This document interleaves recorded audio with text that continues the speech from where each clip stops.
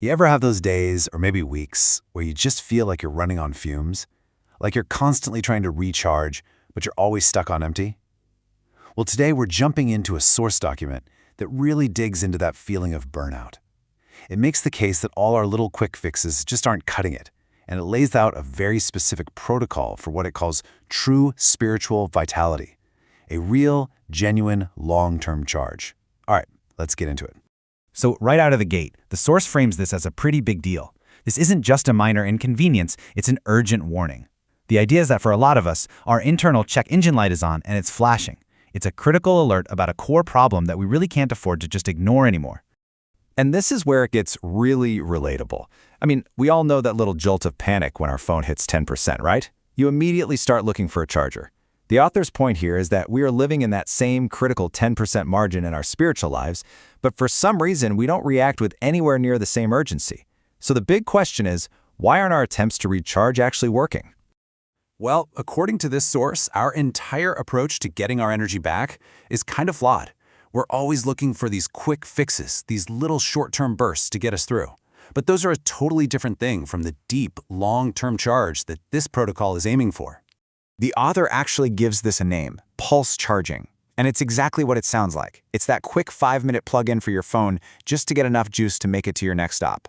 And the argument is that we do the exact same thing with our inner lives. You know, a quick inspirational quote here, a moment of silence there, just enough to get by. But it never ever leads to a full, lasting charge. It's basically a survival tactic, not a vitality strategy. And here, you can really see the contrast laid out. On one side, you've got that temporary pulse charging. But on the other side, that's the goal, a consistent long-term charge that doesn't just help you survive the day, but fully regenerates and energizes you from your very core. So how do we get there? The source says it all starts by finding one single missing piece. So let's look at how the author identifies what they believe is the absolute foundation for this vitality, the one piece that makes the entire picture of our lives suddenly make sense. Now, before laying out the how, the source establishes its whole worldview. It makes it clear that this entire protocol is built on the belief that humans are created beings, and this perspective is presented as the essential starting point for really understanding where that true long-term vitality is supposed to come from. To explain just how important this is, the author uses this really powerful metaphor, and it all revolves around this number, 1,000. What could it possibly represent? And here it is. This is the central metaphor of the whole thing. Our lives are like a 1,000-piece puzzle. Now think about that. You could have 999 pieces perfectly in place. Your career, family, health, hobbies, all of it.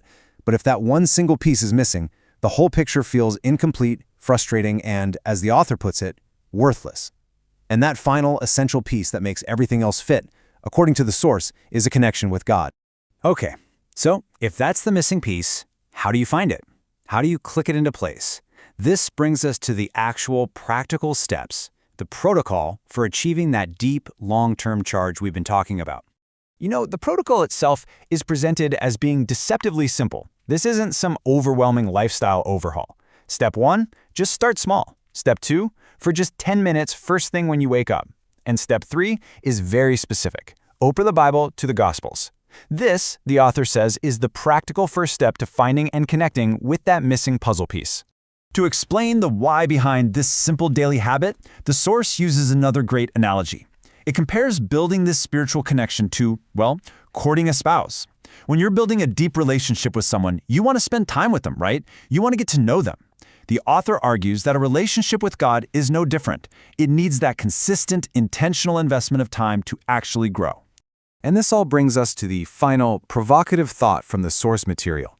It leaves us with a simple question that really ties everything together. After all the talk about dying batteries and incomplete puzzles, it boils down to this. What relationship, any relationship, with a friend, a partner, or, as this protocol suggests, with God, ever gets stronger without spending time in it? It's a powerful question to reflect on.